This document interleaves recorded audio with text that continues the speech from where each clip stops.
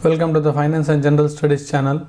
जैसे आप सभी लोगों को मालूम है, मैं स्टॉक मार्केट के बारे में वीडियो बनाते रहता हूं और रिटेल इन्वेस्टर लोगों को मैं समझाता हूं कि एक आम निवेशक स्टॉक मार्केट में कैसे इन्वेस्ट करना चाहिए, और उनको मैं स्टडी पर्पस के लिए स्टॉक्स देता हूं ताकि वो ऐसे अच्छे फंडामेंटल स्ट्रॉन्ग कंपनीज में इन्वेस्ट करके स्टडी करके इन्वेस्ट करने का विचार कर सकते हैं। वैसे आपको आम भाषा में बताता हूँ कि स्टॉक मार्केट कैसा है और कैसे कंपनीज़ को देखना पड़ता है, जो उनको सिर्फ बेसिक इन्फॉर्मेशन में प्रोवाइड करता रहता हूँ। उसके साथ प्लस में मार्केट के अपडेट्स, जो मार्केट में जो न्यूज़ चल रहा है उसके बारे में अपडेट्स देते रहता हूँ।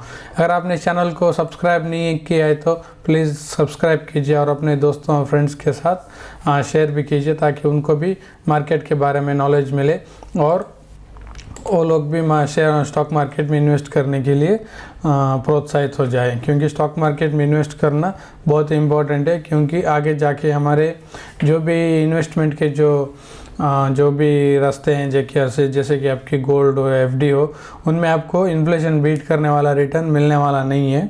तो आपको अगर इन्फ्लेशन बीट करना है तो एक ही ज़रिया होगा, वो होगा स्टॉक मार्केट। आप चाहे तो डायरेक्ट इक्विटी में भी इन्वेस्ट कर सकते हैं या फिर आप म्यूचुअल फंड के वाया भी इन्वेस्टमेंट कर सकते हैं। सो मेरे चैनल में मैं ज़्यादातर आपको स्टॉक मार्केट में जो लार्ज कैप स्टॉक है उन्हीं के बारे में बताते रहता हूँ, और प्लस मैं आपको मार्केट के अपडेट्स लेके आता हूँ। जो भी इंपॉर्टेंट अपडेट्स होते हैं, जो भी इंपॉर्टेंट इवेंट्स होते हैं, मैं उनको वीडियो में कवर करते रहता हूँ। अगर आपने चैनल को सब्सक्राइब नहीं किया तो प्लीज़ सब्सक्राइब भी कीजिए, और मैंने ऐसे बहुत सारे वीडियोस बना के रखे हुए, प्लीज़ उनको चेकआउट कीजिए और आपको भी मार्केट के बारे में, जो भी फंडामेंटल स्ट्रॉन्ग कंपनीज है उनके बारे में आपको भी इंफॉर्मेशन मिलेगी। सो चलिए आज एक स्टॉक के बारे में हम देखेंगे, वो है ईवी सेक्टर में नंबर 1 कंपनी है। मतलब जो भी इलेक्ट्रिक व्हीकल है, जो इलेक्ट्रिक व्हीकल हमारे देश का फ्यूचर है, अभी जो देश का नहीं वर्ल्ड वाइड, और सारे कंपनी और सारे देश इसी में ऊपर ज़्यादा प्रेशराइज कर रहे हैं कि उनको क्लीन व्हीकल लेके आना, मतलब green vehicle, clean energy, green energy, उनके थ्रू जो भी व्हीकल्स उनको चाहिए, जैसे कि आप चाहिए तो इलेक्ट्रिक व्हीकल हो या हाइड्रोजन ड्रिवन कार्स हो या फिर हाइब्रिड हो, सोलर सेल के जो भी कार्स हैं, उन सब के ऊपर गवर्नमेंट, सारे देश के गवर्नमेंट फोकस कर रही है कि उनमें कैसे डेवलपमेंट करे। और वो लोग जो आईसी इंजन है, मतलब इंटरनल कंबशन इंजन, जो भी पेट्रोल डीजल के ऊपर चलते हैं, उनको वो लोग डिस्करेज कर रहे हैं। सो हमारे देश ने तो ऑलरेडी टारगेट रखा है कि 2030 तक 30% कार्स, इलेक्ट्रिक गाड़ियाँ आपको रोड पर दिखेंगी करके उन्होंने टारगेट रखा है। देखते हैं कब तक का कैसे अचीव होगा। सो अभी अगर आपको स्टॉक मार्केट में इन्वेस्ट करना है तो आपको देखना पड़ेगा कि अभी कौन सी कंपनी उस दायरे में काम कर रही है, कौन सी कंपनियां जो ऑटोमोबाइल की कंपनियां हैं, कौन सी कंपनियां उस दायरे पे काम कर रही है और अच्छा खासा अपना मार्केट शेयर बना के रखे हुए हैं। ऐसी कंपनी है जो कि इंडियन स्टॉक मार्केट में लिस्टेड है, जिसने अभी तक ऑलरेडी 80% का मार्केट कैप्चर करके रखा है। ऑटोमोबाइल जो पैसेंजर व्हीकल सेक्शन है, मतलब जो कार्स के सेक्शन है, उसमें तो मारुति सुजुकी नंबर 1 है। अगर आपको पेट्रोल डीजल के या पेट्रोल के गाड़ी में देखेंगे तो वो नंबर 1 है। लेकिन इलेक्ट्रिक व्हीकल में उन्होंने अभी तक शुरू नहीं किया है। उनका मानना है कि उनका पहली गाड़ी आएगी 2025 में। लेकिन इस कंपनी ने ऑलरेडी अपना 80% मार्केट कैप्चर करके रखा है, और उनके अराउंड 3-4 मॉडल्स ऑलरेडी मार्केट में हैं, और इसीलिए उनके पास 80% का शेयर ऑलरेडी है। क्योंकि परचेसर अगर कोई इलेक्ट्रिक गाड़ी परचेस करने को जाएगा तो उसके पास कोई ऑप्शन ही नहीं है इस गाड़ी को इस कंपनी को छोड़ के, उसके पास दूसरा कोई ऑप्शन ही नहीं है। हाँ ठीक है, आपको अनलिस्टेड में मिलेंगे, आपको MG मिलेगा या फिर MG है मेनली, वो ऑलरेडी थोड़ा कुछ प्रेजेंस है उनका, और महिंद्रा एंड महिंद्रा भी काम कर रही है, उनकी भी एक मॉडल आ चुकी है। लेकिन इस कंपनी के ऑलरेडी 4 मॉडल्स आ चुके हैं, और उन्होंने बताया है कि ऑलरेडी और 2 साल में और 3 या 4 मॉडल उनके आने के एक्सपेक्टेशंस है। सो आप मान सकते हैं जब तक मारुति का एक गाड़ी आएगा, इस कंपनी के ऑलरेडी 5 से 6 मॉडल या अराउंड आई थिंक 8 मॉडल्स कुछ उनके मार्केट में ऑलरेडी रहेंगे। तो आप देख सकते हैं कि कस्टमर कौन से गाड़ी में ज़्यादा जाएगी, क्योंकि इनका अर्ली मूव इन का बेनिफिट इनके पास है। तो मैं कौन से कंपनी के बारे में डिस्कस कर रहा हूँ, मैं कर रहा हूँ, आप दिखाता हूँ मैं आपको कौन से कंपनी के बारे में डिस्कस कर रहा हूँ टाटा मोटर्स के बारे में। टाटा मोटर्स आप सभी के लोगों को मालूम है कोई नई कंपनी नहीं है, एक हमारे BSE और NSE में लिस्टेड कंपनी है। इनका पैसेंजर व्हीकल में जो कि आपके जो पेट्रोल डीजल के गाड़ियाँ हैं उनमें तो मारुति को किसी ने भी बीट नहीं किया अभी तक। वही ऑलरेडी मार्केट लीडर है, उसके पास ऑलरेडी 40 to 50% का मार्केट शेयर उसी के पास है। टाटा मोटर्स का भी अभी इनका भी अच्छे पेट्रोल डीजल के गाड़ियाँ अभी भी अच्छी तरह से अभी सेल होना शुरू हुआ है, लेकिन उनको कभी भी वो लोग मारुति को बीट करना उतना आसान नहीं है उस सेगमेंट में, क्योंकि उसने ऑलरेडी मार्केट बनाया, अपना कस्टमर्स ऑलरेडी बना के वो बैठा है, सो उसको कोई प्रॉब्लम नहीं होगा। लेकिन Tata Motors already on the other side वो EV पर बहुत ही ज़बरदस्त काम कर रहे हैं और उन्होंने ऑलरेडी 80% का मार्केट शेयर कैप्चर करके रखा है। सो मारुति जब तक जो अभी का ऑलरेडी प्रेजेंट लीडर है उसको बहुत मुश्किल होगा कि उसका अपना मार्केट में डोमिनेंस मेंटेन करने के लिए in the section of electric vehicle.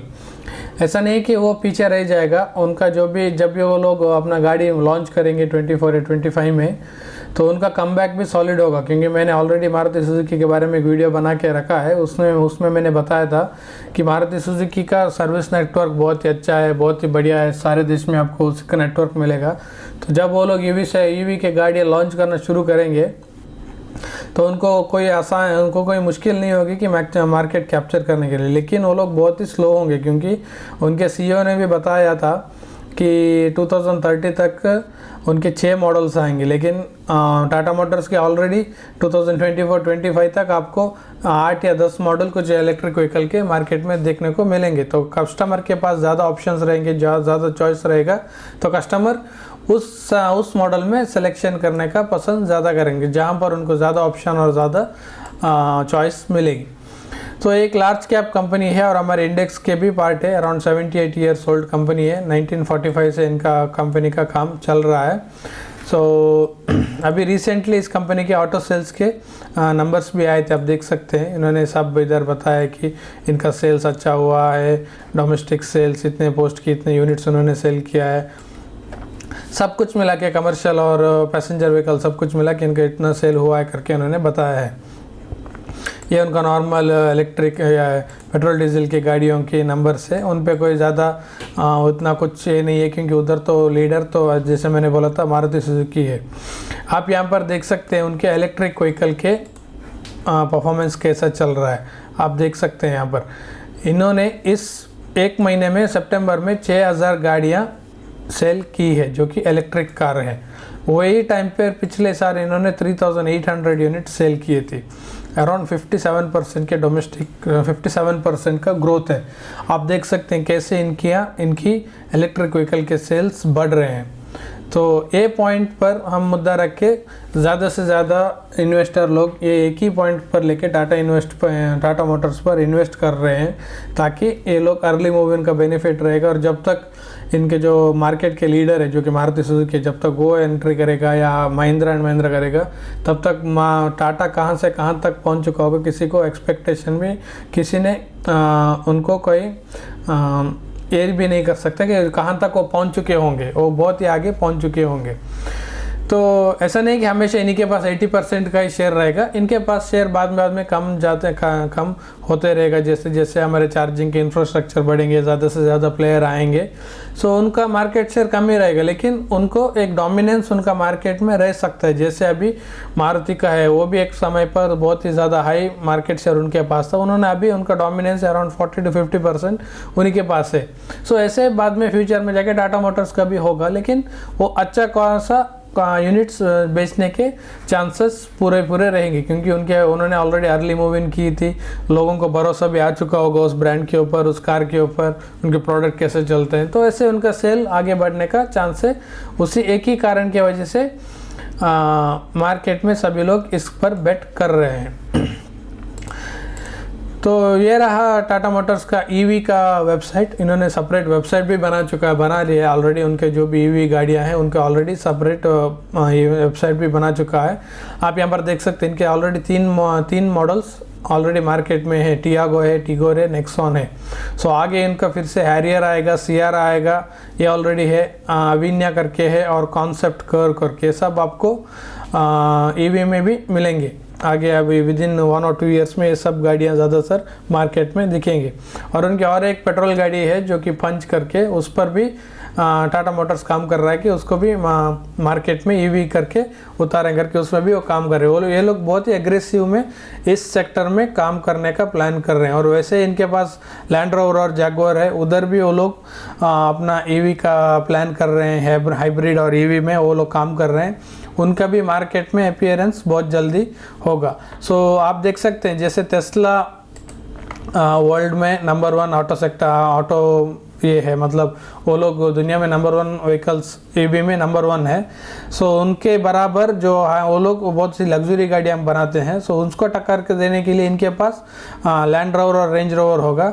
और डोमेस्टिक मार्केट में जो भी अगर क्या मिडिल क्लास ऐसे लोगों के लिए टारगेट करने के लिए इनके पास टाटा मोटर्स होगा। सो इनके पास दोनों को कॉम्बिनेशन करके लोग सेल करेंगे, तो बहुत ही बढ़िया इनका आगे जाके सेल और बहुत ही बढ़िया प्रॉफिट भी जनरेट होगा।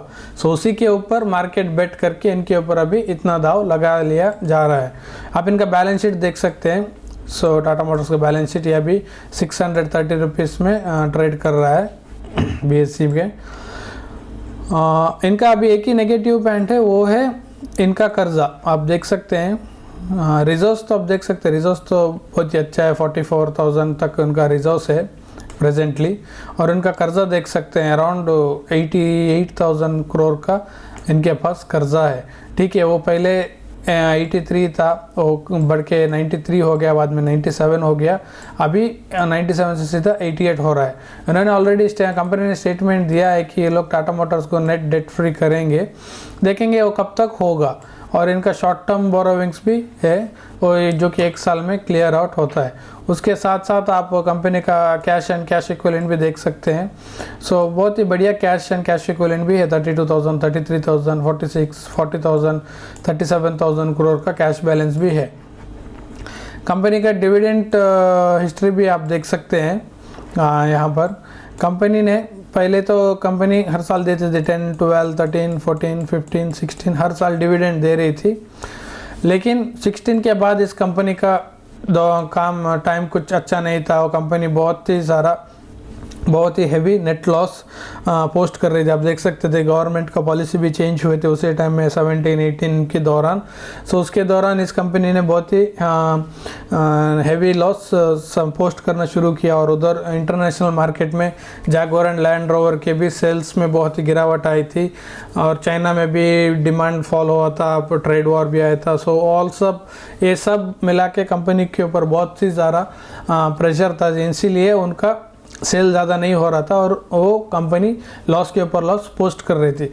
अब जाके 2023 में कंपनी ने प्रॉफिट पोस्ट किया है, इसीलिए कंपनी ने 2 रुपये का डिविडेंड भी शेयर होल्डर को बांटा है।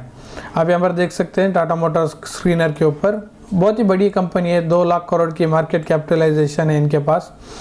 और आप देख सकते हैं इनको अभी भी ऑलरेडी हैवी व्हीकल के सेगमेंट में कंसिडर कर रहे हैं। टाटा मोटर्स ने ऑलरेडी न्यूज़ में भी था कि ये लोग अपने जो पैसेंजर व्हीकल का जो सेक्शन है उसको सेपरेटली ये लोग लिस्ट करेंगे करके।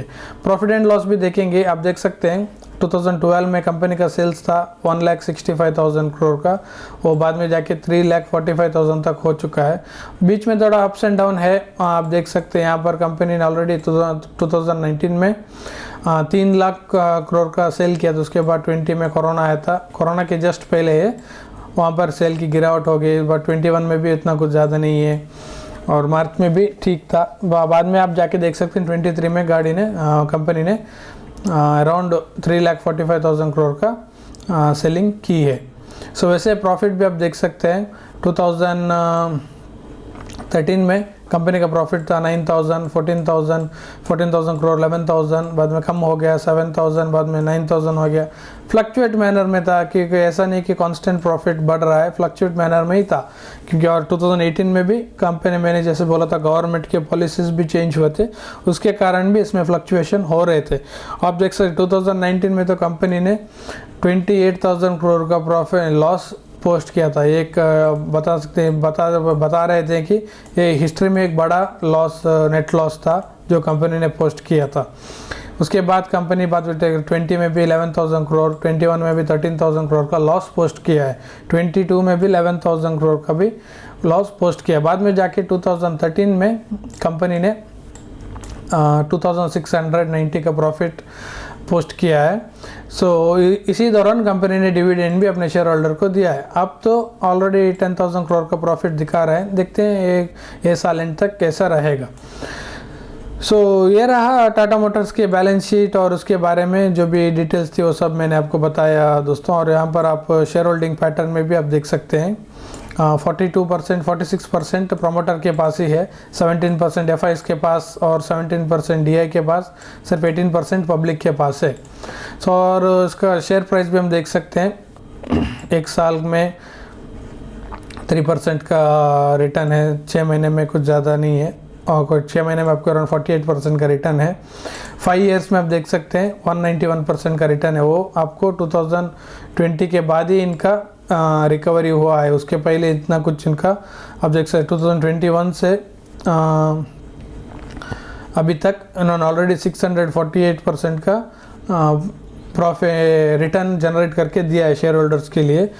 ओवरऑल 5 साल में कंपनी ने 200% का रिटर्न दिया है। अभी तो ग्रोइंग सेक्टर है, ऐसा नहीं है कि ईवी सेक्टर आज आपने इन्वेस्ट किया और या कल या 1-2 साल में आपको रिटर्न मिलेगा, नहीं, इसको आपको लंबा होल्ड करना पड़ेगा। जैसे मैंने बोला था 2030 तक रोड पर जो भी गाड़ियाँ रहेंगी उसमें 30% ईवी रहेगा। तो अब आप समझ सकते हैं कि इस कंपनी में आपको कितना लंबा रहना पड़ेगा। May be around 15 years 20 years तक रहेंगे तो आपको बहुत ही ज़्यादा कमा के देने का पूरा चांस है।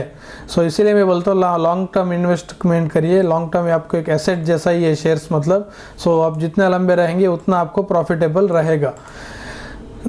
तो ये रहा आज का शेयर। अभी हम थोड़ा मार्केट के अपडेट्स के बारे में देखेंगे। महिंद्रा एंड महिंद्रा ने भी सेल उनका सितंबर का सेल्स का आंकड़े हम सामने रखे हुए हैं। ज़्यादा से ज़्यादा सभी ऑटो सेक्टर की कंपनियां अच्छे से अच्छे नंबर्स प्रेजेंट कर रहे हैं। मैंने कल मारुति के भी दिखाए थे, उसके भी बहुत ही अच्छे रिकॉर्ड ब्रेकिंग सेल थे। अभी हमने टाटा के भी देखे, टाटा मोटर्स के, उसके भी अच्छे सेल्स थे। अभी महिंद्रा एंड महिंद्रा है। ओवरऑल ऑटो सेक्टर में अभी बहुत ही अच्छा टाइम चल रहा है और उसमें बहुत ही अच्छे उनके सेल्स के रिजल्ट्स भी आ रहे हैं। तो ऐसे ही आपको जैसे सेल्स बढ़ेगा वैसे ही उनके स्टॉक में आपको अप मूवमेंट दिखेगा। तो कल देखना पड़ेगा कि महिंद्रा एंड महिंद्रा के जो इन्होंने अभी जो नंबर पोस्ट किए हैं मतलब सेल्स के, तो देखना पड़ेगा कल शेयर प्राइस के ऊपर इसका क्या प्रभाव रहेगा। वैसे ही टीवीएस मोटर है जो एक 2 व्हीलर है, 2 व्हीलर और 3 व्हीलर बनाती है टीवीएस मोटर, इन्होंने भी अच्छे तरह से सेल करके रखा है। आप यहाँ पर देख सकते हैं उन्होंने भी बहुत ही अच्छा ग्रोथ दिखाया है। इन्होंने बताया कि 6% के ग्रोथ इन्होंने पोस्ट किया है। लेकिन इधर और एक पॉइंट है जो कि बहुत ही ध्यान देने वाली बात है। 2 व्हीलर में ऐसा कोई एक लीडर या फिर मार्केट में कोई लीडर नहीं मिला है जो कि मतलब बहुत ही अच्छी तरह से मार्केट कैप्चर किया है। वहाँ पर तो एक प्लेयर मिसिंग है 2 व्हीलर में, जो कि इलेक्ट्रिक बाइक्स लेके आए, ई बाइक्स लेके आए। उसमें आपको अनलिस्टेड प्लेयर है जो कि ओला है और बहुत सारे हैं, लेकिन लिस्टेड में ऐसा कोई सामने नहीं आया है। बजाज भी काम कर रहा है, टीवीएस भी काम कर रहा है। लेकिन टीवीएस के आप यहाँ पर सेल्स देख सकते हैं। उन्होंने इस लास्ट मंथ 20,000 के यूनिट्स बिके हुए हैं, जो कि टीवीएस आई क्यूब करके एक इलेक्ट्रिक स्कूटर है उनका, और अगेंस्ट 4,900 यूनिट्स जो कि उन्होंने सेम टाइम पिछले ईयर सेल किया था। आप देख सकते हैं अराउंड 4 टाइम्स आप कंसिडर कर सकते हैं, 4 टाइम्स इनका सेल्स बढ़ा है। तो आप इसके ऊपर भी ज़्यादा नज़र रख सकते हैं कि टीवीएस मोटर अपने इलेक्ट्रिक जो सेक्शन, इलेक्ट्रिक ई बाइक्स जो भी है उसके सेक्शन में कैसे परफॉर्म कर रहे हैं करके आप उसके ऊपर भी नज़र रख सकते हैं। उसी के दौरान नमूरा का भी आज एक रिपोर्ट आया था। इन्होंने बताया है कि आईटी का जो भी सेल्स रहेगा, जो भी अभी आप देख सकते हैं क्वार्टरली रिजल्ट्स आने वाले हैं, जो 11 तारीख को टीसीएस का है, 12 तारीख को एचसीएल एंड इन्फोसिस का है। उन्होंने बताया उनका एक्सपेक्टेशन है कि आईटी के सेल्स फ्लैट ही रहेंगे, ज़्यादा से ज़्यादा 1 या 2% को लोग रेवेन्यू ग्रोथ दिखाएंगे या फिर माइनस भी जा सकता है करके इन्होंने अपने रिपोर्ट में बताया है। और वो लोग बोल रहे हैं कि ये शायद बहुत ही लंबा खींचने वाला है, मे बी 2024-25 तक भी ये जा सकता है, क्योंकि ग्लोबल में स्लो डाउन है और हायर इंटरेस्ट रेट है और बहुत ही अनसर्टेनिटी है ग्लोबल इकोनॉमीज में, और बैंक्स के तो हालत यूएस में बहुत ही ख़राब है और प्लस यूरोप में भी आपको मालूम है। तो अगर बैंक्स के रिकवरी अगर बहुत ही जल्दी नहीं हुआ तो आईटी को, हमारे जो आईटी सेल्स कंपनी है जो कि आपको जो इन्फोसिस टीसीएस जो भी है उनके सेल्स के नंबर पे ऊपर बहुत ही बुरा असर पड़ सकता है करके इन्होंने बताया है। और ये बहुत ही लंबा तक खींचेगा करके उन्होंने बताया कि 24-25 तक जाएगा करके इनका ऐसा ही परफॉर्मेंस रहेगा, मतलब एक फ्लैट परफॉर्मेंस रहेगा करके इन्होंने बताया है। तो इसका मतलब ये नहीं कि कंपनियाँ बर्बाद हो गई, कंपनी ख़राब हो गई, ऐसा नहीं है। आईटी कंपनी बहुत स्ट्रॉन्ग कंपनी है। ये एक शॉर्ट टर्म में ऐसा होता रहता है, 1-2 साल ऐसा होगा कि उनका सेल्स बहुत ही ख़राब ही रहेगा। आप देख सकते हैं ऑटो सेक्टर मैंने अभी कुछ देर पहले मैंने बताया था 17, 18, 19 वो ईयर है ना, 2017, 18, 19 ऑटो सेक्टर के लिए बहुत ही ख़राब ईयर था। इतना ख़राब था कि उनके सर्वाइवल का भी प्रॉब्लम आता, कंपनी लॉस के ऊपर लॉस पोस्ट कर रहे थे। तो आप देख सकते हैं यहाँ पर